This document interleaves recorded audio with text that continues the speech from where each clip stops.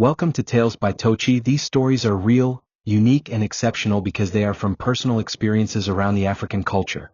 Don't forget to like, subscribe and turn on post notifications so that you will enjoy and learn from these amazing stories. Now let's get right into the story. Brace yourself. Bright Okafor stood at the balcony of his presidential suite, watching the waves crash against the rocks of the resort's private beach. It was supposed to be a break, a temporary escape from boardroom wars, media pressure, and the crumbling silence of his once flawless marriage. At 43, Bright was the kind of man who turned heads in any room, broad-shouldered, tall, and always immaculately dressed, even now in his loose linen shirt and sandals. CEO of one of Nigeria's largest tech companies, he carried himself with the confidence of a man who had never been told no. This vacation was a necessary retreat, an expensive reminder that life still had pleasures to offer beyond the tight schedules and suffocating board meetings. His wife, Ifeoma, had declined to come, citing exhaustion and a charity gala she couldn't miss. Truthfully, they both needed the space that Bright had no intention of spending alone. The Zenith Grand Resort was renowned not only for its luxury but also for the discretion of its staff. The moment Bright stepped in, every manager was on edge, every concierge trained to cater to his whims. It was there he met her, Mira. She wasn't like the others who flirted for attention or tips. Mira was quiet, efficient, and moved with a grace that caught Bright's eye. There was a stillness about her, a weight behind her eyes, as though she carried stories no one had bothered to hear. That intrigued Bright. He noticed how she averted her gaze when speaking to guests, how her hands trembled slightly when she served drinks. Most men of his status would have overlooked her. But Bright had a taste for the unassuming. To him, power was not just about wealth but the thrill of bending things, or people, to his will. One evening, after a heated video conference call that ended with him slamming his laptop shut, Bright went down to the hotel bar. Mira was there, helping the bartender during a busy night shift. Their eyes met. She greeted him politely, ready to move on, but he asked her to sit. She refused. He asked again, this time more firmly. She hesitated, then slid into the seat beside him. Their conversation began with the mundane: weather, her shift hours, the island's culture. But as the night deepened, so did their connection. She laughed at his jokes, her eyes shining in a way that seemed foreign to her. He offered her a glass of wine. She declined at first but eventually gave in. When he touched her hand, it lingered longer than necessary. When he asked her to walk with him by the beach, she didn't say no. By the time the stars claimed the sky, Bright knew he would not sleep alone that night. The air was thick with salt and anticipation as Mira followed Bright across the moonlit beach.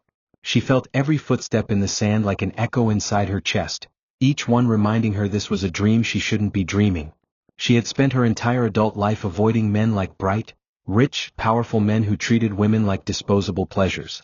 But tonight, something in his voice, in the way he looked at her like she wasn't invisible, stirred a craving in her that had long been buried under duty and hardship. She wasn't naive. She knew he was married. She knew this was a moment, not a promise. And yet, when he brushed the hair from her face and whispered that she was beautiful, something in her cracked. For once, someone had seen her, not just as a uniformed worker but as a woman. She let herself forget the rules, the warnings, the shame. She let herself feel. They returned to his suite just past midnight, Myra's heart pounding so hard she thought it would betray her. Bright was charming, almost gentle, removing her clothes like unwrapping a fragile gift. To her, it was more than physical. It was intimacy she had never known, a night where she was wanted, adored, even if only for those fleeting hours. Bright moved with practiced confidence, and Mira responded with a vulnerability that surprised even herself. Afterward, she lay beside him wrapped in the expensive sheets, tracing the contours of his chest with trembling fingers, pretending this wasn't temporary. Bright spoke of business and travel, of his regrets and ambitions, and for a moment, Mira imagined being part of that world. But even in her hope, there was fear. Because in her gut, she knew what men like him did when the sun came up. And it did come up, bright and blinding. Bright Okafor was already on the phone by the time Mira stirred, dressed and talking in his CEO voice again, all traces of intimacy scrubbed clean. He gave her a polite smile and a firm handshake, pressing a wad of naira into her hand like a tip. Mira blinked in confusion. "Thank you for last night," he said, already reaching for his briefcase. "You should take the rest of the day off." It stung more than she thought it would. No goodbye kiss. No guodumf. Just transactional dismissal. Mira stumbled out of the suite in a daze, the money burning in her palm like evidence of a mistake. She returned to her staff quarters, sat on her bed and wept. Not just for the night but for what it had awakened in her, the longing, the loneliness and now the shame. She had given a piece of herself to a man who didn't even ask her name twice. The test lay on the bathroom counter, its results staring back at Mira with the kind of quiet cruelty only two pink lines could deliver. She sat frozen, the plastic stick clenched in her fist as if she could shake the truth out of it. Pregnant. The word echoed in her mind like a bell tolling in the distance, each ring spreading further waves of panic. She had been late for over a week, but a part of her had convinced herself it was stress, poor nutrition or her erratic work schedule. Yet here it was, undeniable proof that a single night with Bright Okafor had left her carrying more than memories. Her breath came in short bursts. She stared at her reflection in the cracked mirror above the sink, searching for answers in her own frightened eyes. How could this be happening? How could she raise a child in a world that had given her nothing but rejection? She sat on the edge of her small bed in the resort's cramped staff quarters, knees tucked into her chest. 4 hours she weighed her options, though they all felt impossibly heavy. Her family back home barely had enough to feed themselves. She couldn't go back a failure with a baby. But even more than the shame or the struggle, there was the undeniable truth swelling within her. She didn't want to get rid of this child. Something inside her whispered that this baby, unexpected as it was, might be her only chance at building something meaningful. Mira had been abandoned by the world her whole life, by her father, by life's cruel twists, and now by the man who had unknowingly planted this seed. But she wouldn't abandon this baby. No, she would confront Bright. She would tell him the truth. Maybe, just maybe, he would understand. Her first attempt to reach him was through a carefully worded email, one that took her 3 days to write. She kept it formal, respectful, but laced with enough emotion to stir guilt. She waited days for a reply. Nothing. She tried calling the company office, only to be stonewalled by a secretary who clearly knew how to deflect unwanted women. Finally, Mira made the bold decision to resign from the hotel and take what little savings she had to Lagos. She would find him in person. It was reckless, yes, but desperation had a way of making people brave. She boarded a cramped bus at dawn, nausea twisting in her stomach, not just from the pregnancy, but from the fear that Bright Okafor might turn out to be the exact kind of man the world had warned her about. One who destroys and walks away like it was nothing. The marble floors of B&O Technologies shimmered beneath Myra's cheap sandals as she stepped into the high-rise building like a shadow in a space meant for sunlight. She clutched her bag close to her chest, as though that could protect her from the glares of the security guards and the pristine receptionist who looked at her like she didn't belong. But Mira had come too far to turn back. She gave Bright Okafor's name at the front desk and explained she had urgent personal business. The receptionist raised a brow, tapped a few keys and asked her to take a seat. Mira waited nearly an hour, watching power-dressed executives sweep past her like she was furniture. When a man finally came down to meet her, it wasn't Bright. It was one of his assistants, a sharp-suited man with a cold smile who introduced himself as Mr. Emeka.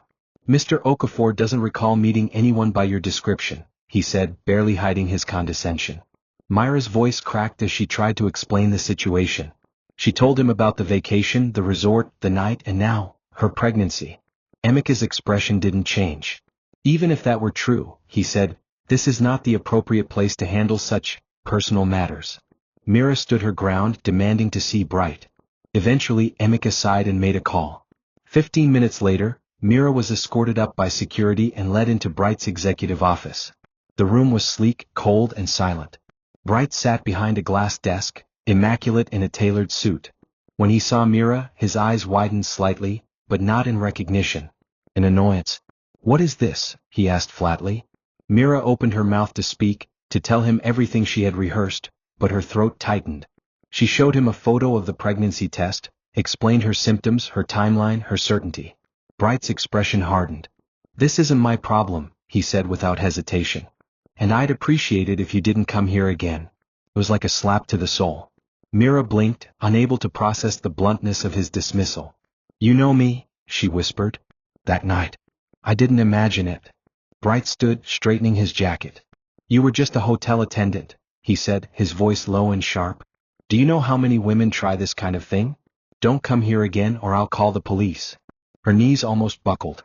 The security guards returned, and she didn't resist as they led her out. Tears welled in her eyes, not just from humiliation, but from the realization that the man she had hoped would take responsibility was a stranger after all. Mira stepped back into the hot Lagos air, trembling with rage and betrayal. That day something inside her changed. If Bright Okafor thought he could toss her aside like yesterday's news, he would soon learn a lesson. She might have walked in as a scared girl, but she would rise from this as a storm. The mansion in Banana Island stood like a monument to Bright Okafor's success, gated, lavish and cold. Inside, silence had become the language of his marriage. Ifeoma moved through the house like a ghost draped in silk, her once warm laughter replaced by short nods and polite avoidance. She wasn't naive. She knew something had changed in Bright, long before the resort getaway. He came home from that trip more distant than usual, and though he claimed it was stress from the merger, she had known her husband long enough to recognize the signs. The late nights at the office, the sudden urgency to take calls in private, the increase in private security, something was off. And when she noticed the faint scent of unfamiliar perfume on one of his shirts, the confirmation was subtle but deadly. Still she said nothing. Not yet. Ifeoma had learned over the years that timing was everything, especially when dealing with a man like Bright. But silence was not peace, and tension coiled in every corner of their home. Their daughter, Zara, just 10 years old, had begun asking why her parents never ate together anymore. Why did Daddy sleep in the guest room sometimes? Why did Mommy cry when she thought no one was looking? Ifeoma hated the lies she was feeding her child, about Daddy being busy, about work taking a toll, about love being something you grow through seasons. Deep inside, she resented Bright for making her the keeper of this broken facade. She had supported him when he was nothing more than an ambitious young man with PowerPoint slides and lofty dreams. Now that he had everything, it seemed like she no longer fit into his vision of success. But Ifeoma was no fool. She hadn't built her own career as a philanthropist and women's rights advocate by letting men define her worth. She was watching, waiting. And when the time was right, she would act. Meanwhile, Bright buried himself in work, in meetings, in distractions. But no matter how many contracts he signed or partnerships he secured, Myra's sudden appearance at his office haunted him. Her eyes, hurt, accusing, lingered in his mind like a ghost he couldn't exorcise. He'd told himself he had done the right thing by cutting her off. He was protecting his family, his empire. A scandal could destroy everything. Still, the gnawing guilt chewed at his conscience, especially at night when Ifeoma lay beside him in strained silence. He didn't know that Myra had returned to Lagos for good. He didn't know she had started building something out of the ashes he left behind. And he certainly didn't know that every lie he told was a step closer to the ruin she now vowed to bring. Myra's labor was long, harrowing, and lonely. She had no family by her side, no warm hand to hold, no husband pacing nervously in the waiting room. Only the cries of other women and the harsh fluorescent light of the government hospital kept her grounded in reality. But when the baby was placed in her arms, all the pain seemed to shrink beside the miracle in her grasp. A boy. His skin was soft, his cry strong, and his fingers curled around hers as if clinging to life with determination inherited from her.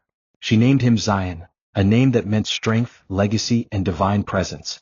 Holding him, Myra made herself a promise. She would never let her son grow up feeling unwanted or unworthy.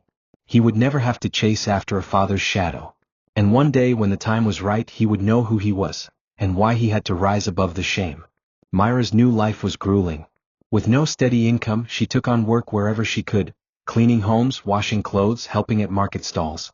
Her days blurred into exhaustion and survival. But she never complained. Every naira she earned went into Zion's food, diapers, and a small savings pouch she buried beneath her bed. She carried her son on her back to work, to bus stops, and sometimes into homes of the very people who looked down on her.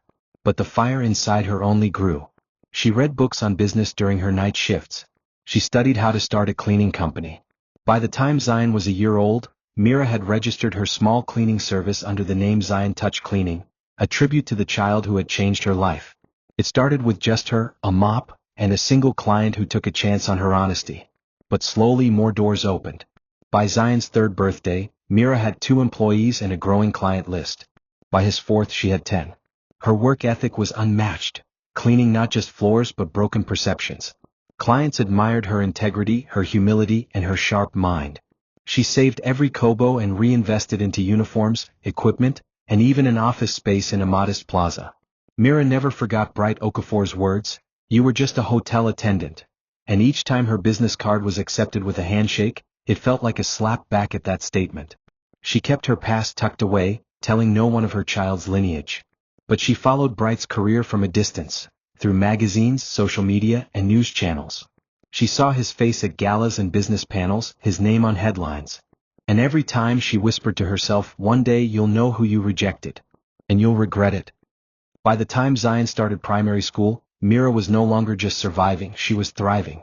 Her cleaning business had expanded beyond Lagos into neighboring cities, thanks to a large contract with a real estate company that handled luxury properties. Her face was now featured in business magazines profiling women entrepreneurs defying the odds. She spoke at women's empowerment panels, sharing her journey carefully, never naming names but always hinting at the fire that had fueled her rise.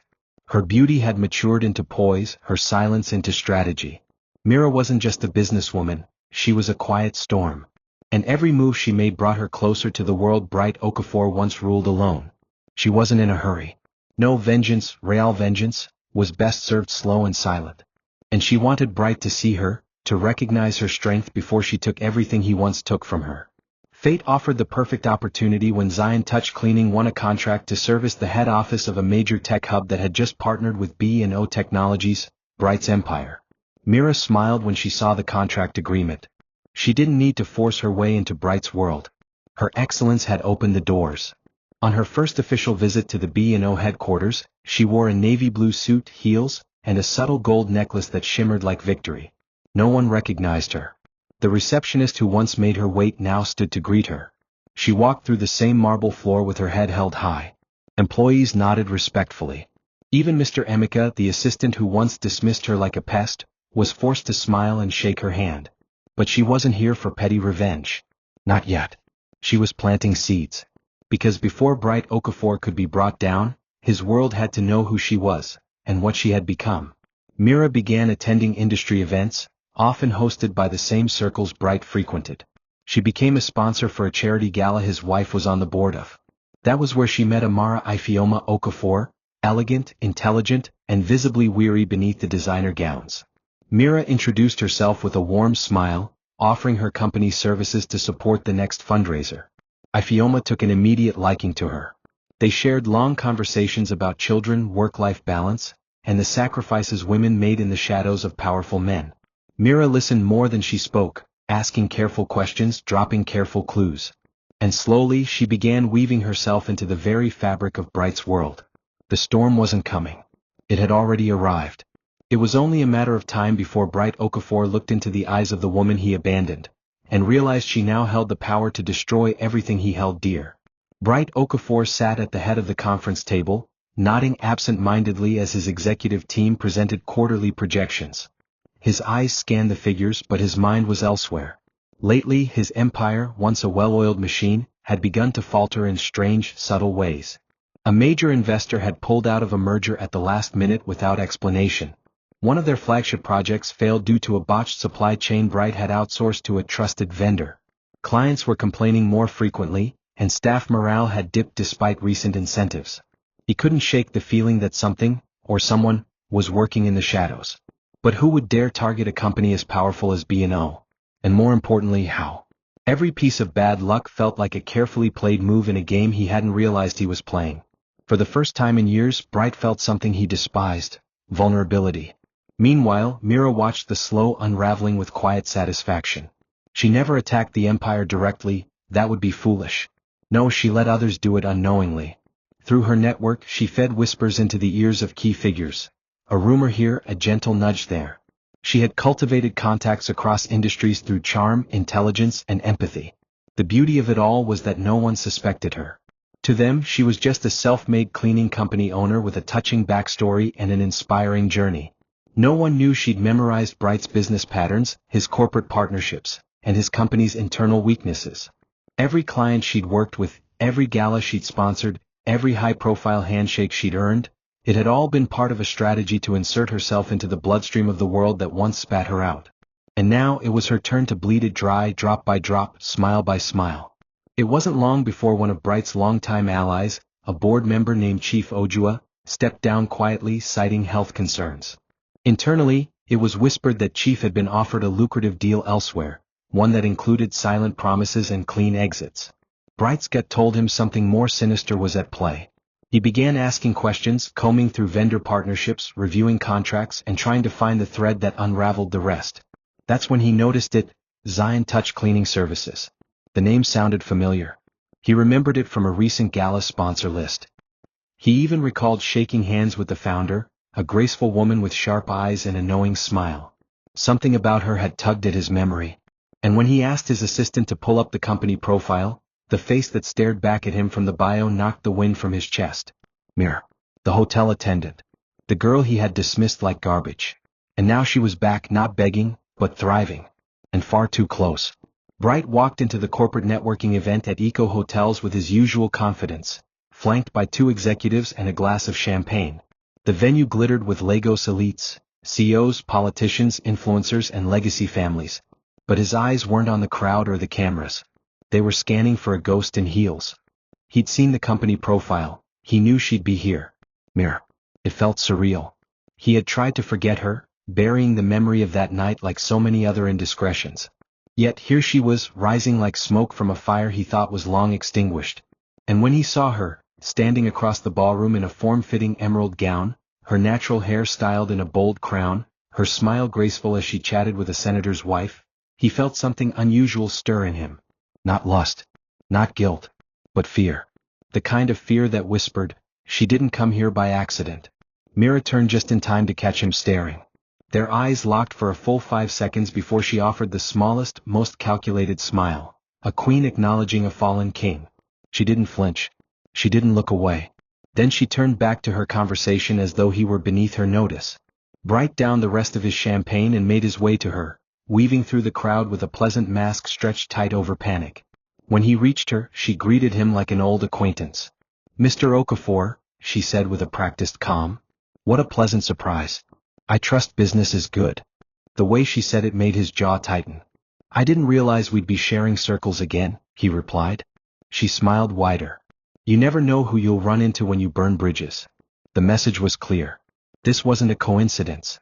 She had worked her way here, and now she was coming for him.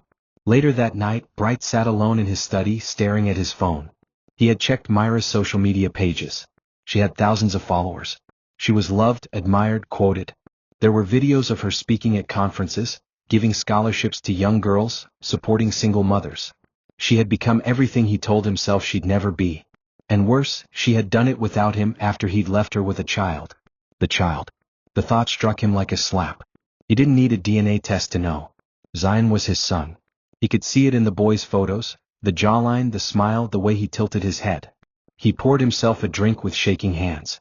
Guilt clawed at his throat, but pride kept it caged. He couldn't let her win. He had built his life on control, and Mira was now the one variable he couldn't predict. She was close, too close. And now he needed to figure out what her next move was, before she made it. Amara Ifeoma Okafor always had a sixth sense when it came to danger, and lately it had been ringing like a fire alarm. Her husband had changed again, this time not with arrogance but paranoia. He'd become more guarded, snappier, and often lost in thought even during board dinners. And while she'd long accepted the emotional void in their marriage, this new darkness troubled her. When Mira called to invite her to a women's leadership luncheon sponsored by Zion Touch Cleaning, Amara accepted without hesitation. Mira had quickly become someone she respected, poised, successful, warm, and strangely familiar. During the lunch they sat together and talked about raising sons, about legacy, and the loneliness of standing beside powerful men. Mira never said a word about Bright, but the way she listened, the knowing look in her eyes, stirred something inside Amara. It felt like she was being gently warned, like a woman passing the truth without using words. Later that week, Amara did something she hadn't done in years. She checked Bright's personal email. The password was still the same, his late mother's name. And there they were, archived emails 2 years old from a woman named Mira. Desperate messages, photos of pregnancy tests, one of a newborn. Each one ignored. Her heart clenched as she read them, her fingers trembling. She opened a folder on Bright's laptop labeled Archived Projects, and found surveillance photos from his assistant. Images of Mira being escorted from the office. Documents listing her full name, former employment at Zenith Grand Resort. Amara felt bow rise in her throat. The truth hit her like a wave. Mira was the woman Bright had discarded, the mother of a child he refused to acknowledge. A child. Her husband had a son, outside their marriage. And worse, he had buried it under lies and silence. The betrayal left her breathless. But Amara didn't cry. Not yet. She closed the laptop slowly and walked to her bedroom window, staring into the night. Everything suddenly made sense. The distance, the mood swings, the secrecy. Her stomach turned at the realization that she had smiled in the face of the very woman her husband had wronged. Yet there was no bitterness toward Mira. Instead, she felt a strange kind of respect. Mira hadn't come in screaming or demanding. She had risen and let the truth come to her. Amara knew she couldn't confront Bright, not yet. First, she needed answers. Who else knew? What else had he hidden? And most importantly, what was Myra's true intention? Because women like her, smart, quiet, and wounded, never came back without a reason. Amara realized she wasn't just living with a liar. She was sleeping beside a man who had betrayed not just her, but a child. And from that night, something shifted inside her. She was no longer just a wife. She was a woman preparing for war. The dinner table in the Okafor mansion had once been a place of laughter and occasional bickering, of family bonding over jollof rice and Bright's proud speeches about company wins. Now it was a graveyard of unsaid words. Amara sat at the head of the table with Zara quietly eating across from her, their forks the only sound breaking the tension. Bright had come in late again, tie loose, temper short, eyes darting like a man carrying secrets he could no longer balance. Amara watched him silently. She had found more, bank statements showing hush payments, legal consultations hidden as business expenses, even a small fund labeled ZO. She hadn't confronted him, not because she was afraid, but because she wanted to understand the full scope of the betrayal. She needed to know how much of her life had been lived under a false sun. The man she had married was no longer a mystery. He was a masquerade whose mask had started to slip. Zara, now perceptive beyond her years, had begun to notice the cracks. She asked fewer questions, gave shorter answers. Amara caught her more than once peering between her and Bright, trying to read their silences like language. Children knew. They always knew. That night, as Amara tucked her daughter into bed, Zara asked quietly, "Why doesn't Daddy like being at home anymore?" The question punched through Amara's chest. She kissed her daughter's forehead and whispered a half-truth. Sometimes grown-ups make mistakes that make them forget what's important. She didn't say the rest, that the man who built their home had also built its undoing with lies and arrogance. After Zara fell asleep, Amara walked into her study and looked at the divorce papers she had drafted but not yet filed. She wasn't sure if she wanted to leave yet, but she knew she could never stay the same. She was no longer afraid of losing Bright. She was only afraid of what staying might teach her daughter about love. Bright sensed something had shifted in his wife. She wasn't cold, but she was no longer soft. Her gaze no longer sought his. Her tone had lost its warmth. And there was something terrifying in her stillness. At work, he buried himself deeper, trying to regain control of a company that was hemorrhaging loyalty. He called emergency meetings. He cut deals. He fired 2 senior executives for leaking information, but the cracks kept spreading. At night, he dreamed of Mira, of her standing beside Zion, the boy looking just like him but with contempt in his eyes. He started drinking more, sleeping less. He had always believed he was untouchable, that wealth insulated him from the consequences of moral failure. But now his family, his fortress, was splintering. And for the first time he wondered if he'd already lost the one war he hadn't prepared for, the one that bled from inside his own home. The news broke on a quiet Tuesday morning. A blog post titled "The Billionaire's Secret Heir," exposing Bright Okafor, went viral within hours with screenshots of Myra's emails, photos of Zion, and time-stamped receipts from Zenith Grand Resort. The anonymous source, later traced to a disgruntled former employee Mira had never contacted directly, had spilled everything. Within moments, social media exploded. Hashtags like #OkaforScandal and #ZionTruth trended on Twitter. News anchors debated the implications. Online users argued fiercely, some defending Bright as a target of blackmail, others calling him a heartless coward who abandoned his child. Bright's public image, once immaculate, cracked open like a rotten fruit. Reporters camped outside B&O's headquarters, and a swarm of paparazzi staked out the Okafor mansion, forcing security to triple. Investors pulled out of the upcoming product launch. The board of directors called an emergency meeting. Mira had said nothing publicly, but her silence only amplified the firestorm. Bright stared at the headlines, the leaked photos, the damning timestamps with his name attached. He wanted to scream, to smash something, to undo the one night that had spiraled into a public nightmare. His PR team tried to spin it, miscommunication, unconfirmed paternity, a smear campaign, but the damage was done. He looked into the camera during his emergency press conference and read from a carefully written statement, calling the story inaccurate and deeply hurtful to his family. But his eyes told another story, one of a man who was no longer in control. The final blow came when Amara, who had remained silent for years, released her own statement via her legal team confirming that she and Bright were entering the process of legal separation due to irreconcilable betrayals. The media descended like vultures. Bright, once celebrated as the golden boy of Nigerian tech, was now front-page disgrace material. Mira watched it all unfold from her living room. She didn't celebrate. She didn't cry. She simply sat there, holding Zion as he played with building blocks on the floor. People had been calling her non-stop. Journalists, bloggers, legal firms. She declined all interviews. This was never about publicity. It was about truth. It was about giving her son the dignity of recognition, even if the man responsible had tried to erase them both. Her lawyer had warned her that Bright might retaliate legally, but she wasn't afraid. Every document, every timeline, every email had been carefully documented for years. Her rise hadn't been accidental. It had been built with precision. She had never needed to say a word. All she had to do was show up in the world, successful and whole, and the lie would collapse under its own weight. She looked at Zion, his eyes filled with wonder and innocence, and whispered to him, "This is only the beginning, my love. You were never a mistake. You were the revolution." Bright slammed the office door shut behind him, his tie already loosened, sweat beading along his forehead. The boardroom had been a battlefield, accusations, disappointments, and veiled threats all fired in his direction. The board had issued an ultimatum: clean up the scandal or step down as CEO. He was losing everything: his reputation, his family, and now possibly his company. Still, one thing he refused to concede was paternity. "That child is not mine," he barked at Emeka, who sat stone-faced across from him. "This is all a trap. She's using that boy to destroy me." Emeka said nothing. He'd seen the photos, the documents, the timeline. Deep down, he suspected the truth, but years of loyalty had taught him silence was safer than logic. Bright ordered a paternity test through a private lab, demanding absolute secrecy. He would prove this was a lie, a gold-digging scam by a woman who never knew her place. When the test came back a week later, it arrived in a sealed envelope with a short cover letter. Bright stared at it for hours before opening it, his hand trembling slightly as if he already knew. The results were irrefutable: 99.99% probability. Zion was his son. The paper slipped from his fingers and landed on the floor like a judgment. He sat back in his chair, numb. For a moment, he saw Zion's face in his mind, those sharp cheekbones, that familiar stare, the quiet intelligence.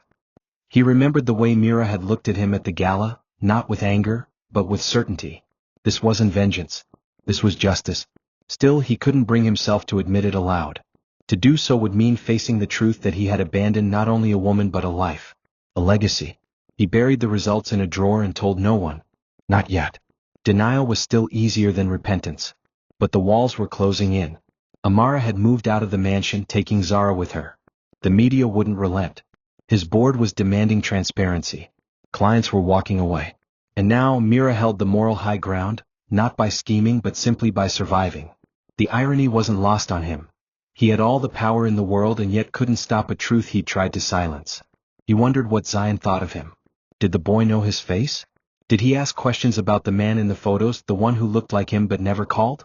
Guilt began to seep through the cracks in his pride. But Bright Okafor had never apologized for anything in his life. And he didn't know how to start now. So he poured himself another drink, swallowed his shame, and decided to keep pretending the test hadn't arrived. Because once he admitted it, the mask would come off, and all that would be left was a broken man pretending to be whole. The day the paternity test results were leaked to the press, Bright Okafor was in a board meeting, defending the viability of a new product his team had barely finished testing. His phone buzzed once, then twice, then a continuous string of notifications lit up his screen like a warning flare. He excused himself with an apology and stepped into the hallway. There it was, his face plastered across every major blog and news outlet, beside a bold headline: DNA confirms Bright Okafor fathered abandoned son with former hotel attendant. The private lab results, once tucked into a locked drawer, had found their way to the world, and this time there was no spinning it. Social media was already ablaze. Screenshots of the test, side-by-side photos of Bright and Zion, videos of Mira walking into her office with her son, all circulating with viral fury. The truth had detonated, and no power, no wealth could unpublish it now. Back at Myra's modest but elegant home, The air was both heavy and free. The truth was out, and with it came a tidal wave of both support and criticism. Some called her brave, others accused her of seeking fame or money. But Mira didn't care about opinions. The only thing that mattered was that the lie had been broken. Zion, now 5 and observant beyond his years, had noticed the changes. "Mummy, why is your face on Uncle's phone?" he asked one evening, pointing to a viral Instagram post. Mira sat him down gently and explained that the man in the pictures, the one he had always asked about, was his father. She didn't speak ill of Bright. She simply told her son the truth, that his father had made a mistake but that Zion was not a mistake. "You were born from strength," she told him, "and love. Even if it was only mine." Zion, quiet and thoughtful, nodded and hugged her tightly. That moment confirmed for Mira what she already knew. Zion didn't need Bright's approval to shine. In Bright's mansion, the silence was devastating. His PR team had quit. His personal assistant had resigned. His board had sent a letter recommending his resignation, citing unacceptable ethical behavior affecting company credibility. Shareholders were revolting. Old friends stopped returning his calls. Even the press, once favorable, now tore into him with ruthless precision. Worse still, Amara had filed for divorce formally and requested full custody of Zara, citing emotional instability and public scandal. Bright tried to call Mira. Twice. But she didn't answer. Not because she wanted to punish him, because she had nothing left to say. The man who once ruled his world with confidence and charm now stood in the ruins of his legacy, surrounded by truths he could no longer control. And yet, amid the shame and the noise, a quiet, aching part of him whispered a question he couldn't ignore. What kind of father would I be now if given the chance? Bright Okafor stood in front of the tall mirror in his once palatial bedroom, adjusting the collar of his shirt for a press appearance that would no longer happen. Just an hour earlier he had received official word from the board. He was being removed as CEO of Bando Technologies effective immediately. The company he had built from the ground up, the legacy he had sacrificed everything for, was no longer his. His office had been cleared, his email deactivated, and the media statement had already been drafted. For the first time in 2 decades, Bright had no calendar appointments, no board meetings, no empire to command. He looked around his home and saw not the achievements of a visionary, but the isolation of a man who had built everything but failed to protect anyone. Even the art on the walls mocked him, portraits of success painted over a canvas of neglect. The crown had fallen. And no one was there to pick it up. Outside his mansion was quiet. Most of the staff had either quit or been let go. The marble floors echoed his footsteps. Amara had collected her belongings days before, her departure as graceful as her years of loyalty. She left behind only silence, divorce papers, and a note Bright hadn't yet read. Zara didn't call. He didn't expect her to. The once vibrant home was now a mausoleum of broken promises. He wandered into his office, opened the drawer and pulled out a single photo, a printed screenshot from the leaked paternity test. For minutes he just stared at it. He thought of his son, of Zion's small hands, of what his laugh might sound like, of what he might become without a father. The guilt pressed against his chest like a vice. In his quest to protect his image, he had destroyed the very things that might have saved him. Honesty, connection, humility. That evening, Bright drove himself through the city for the first time in years. No chauffeur. No tinted windows. Just a man searching for a sliver of redemption in a world that no longer saw him as powerful. He parked across the street from Zion Touch Cleaning's headquarters and sat there for over an hour. He saw Mira step out of the building, dressed simply but radiating presence. She held Zion's hand as they walked toward their car. The boy laughed at something and Mira smiled, a full, peaceful smile. Bright felt something break inside him. He stepped out almost instinctively but froze halfway across the road. What would he say? That he was sorry? That he now wanted to be a father? That he wished he had made a different choice 5 years ago? He stood there, unseen, watching the family he could have had. And then he turned around and walked away, the taste of regret thick on his tongue. He had lost the throne. But more painfully, he had lost the right to sit beside the people who truly mattered. Zion was no longer a baby, but he still curled into Myra's side at night, asking questions that hurt more than any headline. "Why doesn't my daddy want me?" he whispered one evening, eyes wide with confusion. Myra's heart shattered a little more with each question she couldn't fully answer. She had hoped that telling him the truth would be enough, but children weren't wired to understand rejection wrapped in adult complexity.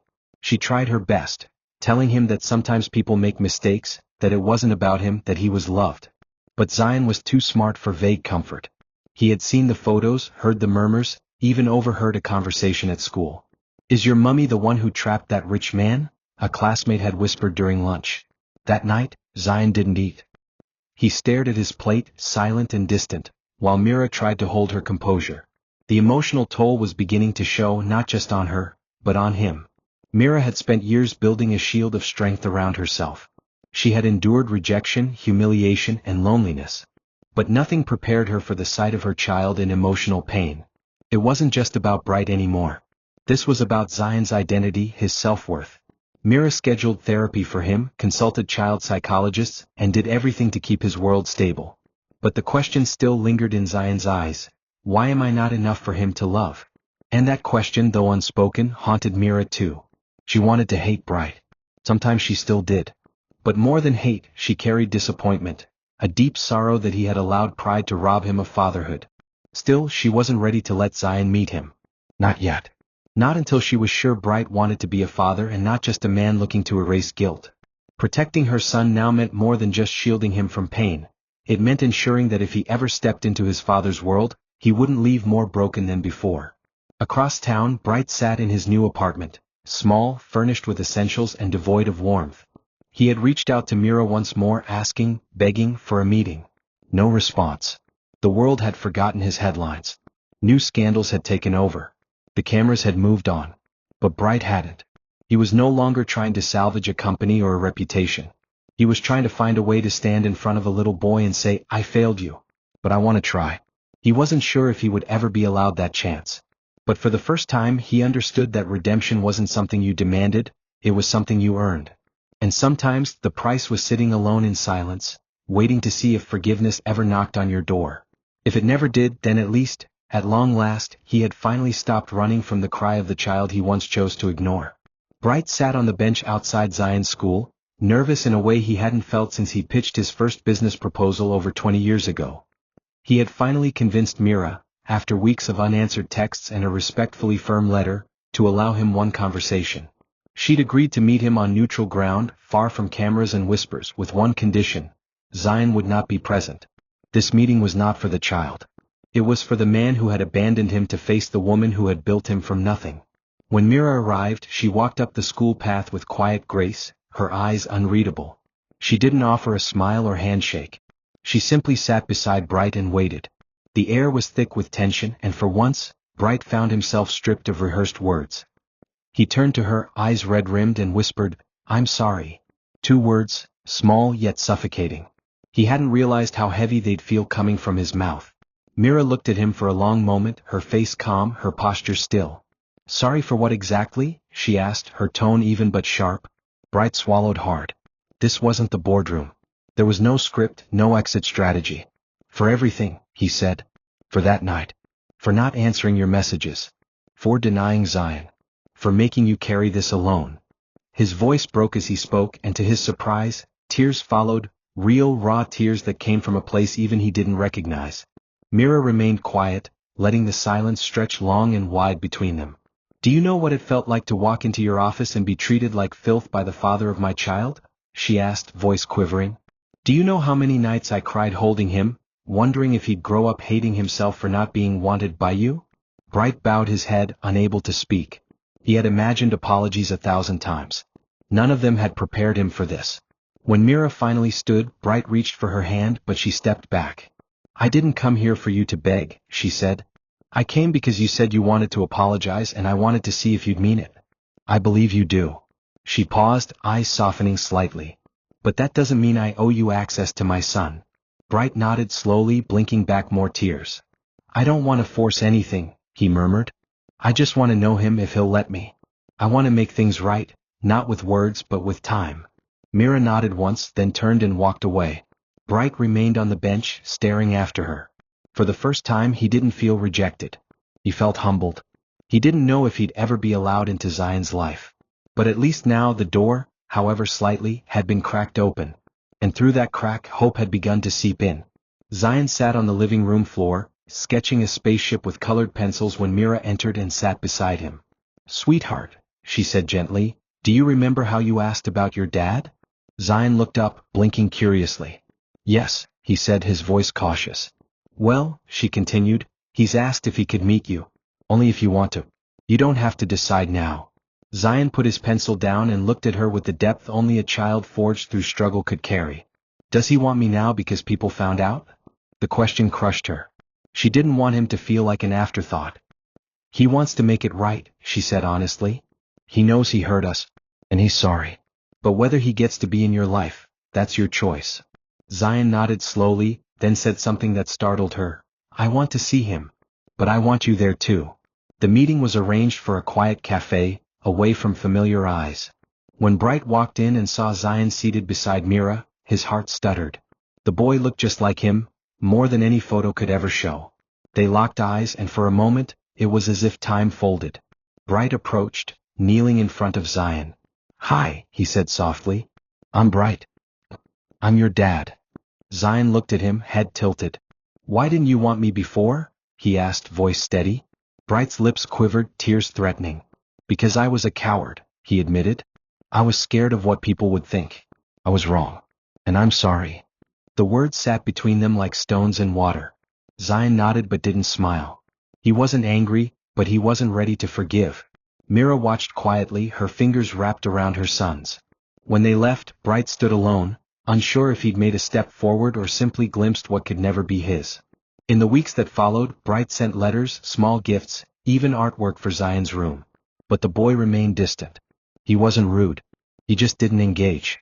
It feels weird, he told Mira one night. Like he wants to be my dad now, but I don't know how to let him. Mira understood. Trust was not a gift, it was a bridge, and Bright hadn't even begun to build it. One evening, Bright asked to take Zion for ice cream. Zion said no. Maybe next time, he said softly. Bright nodded, forcing a smile. He returned home and sat in the dark, realizing something painful. Redemption wasn't always granted even when deserved. Sometimes the damage ran too deep. And though he had faced the truth, owned his shame and sought forgiveness, some things once broken couldn't be glued back together. Especially the heart of a child who had already learned to live without him. The months passed slowly, marked by small shifts and long silences. Mira continued to rise, her business now a national name, her face the emblem of women's strength and second chances. She was offered a book deal and after much thought she accepted. But her book wouldn't be a scandalous tell-all. It would be a memoir of healing, of motherhood, and of reclaiming identity after abandonment. Rising from Silence became a bestseller before its official release, its chapters filled with honesty, pain, and hope. The name Bright Okafor was mentioned only once, and not with bitterness but with grace. He gave me a son, she wrote, and for that I cannot hate him. But he taught me never to wait for someone to rescue me.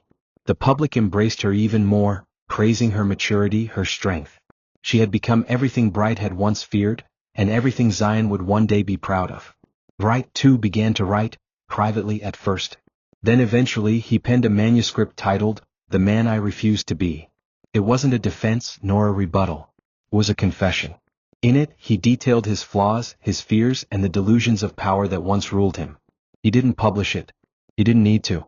It was his way of facing the man in the mirror, of atoning in silence. He focused on rebuilding, slowly offering his time to fatherless boys through mentorship programs, using his fall as a lesson in humility. He never regained his company. He didn't fight for it. What mattered now wasn't power. It was legacy. It was the hope that one day, Zion might read his words and understand. Not forgive, just understand. And maybe that would be enough. One night, as Mira tucked Zion into bed, he asked quietly, Do you think Daddy really loves me? Mira paused, brushing hair from his forehead. Yes, she said softly. I think he does. And I think he's learning how to show it.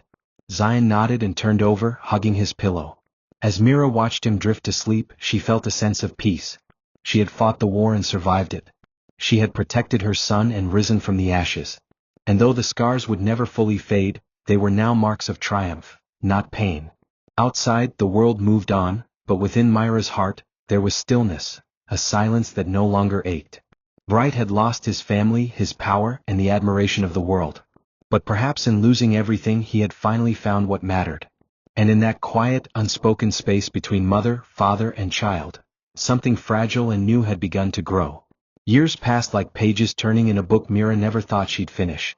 Zion grew into a tall, intelligent, introspective young man with a sharp mind and an even sharper sense of purpose.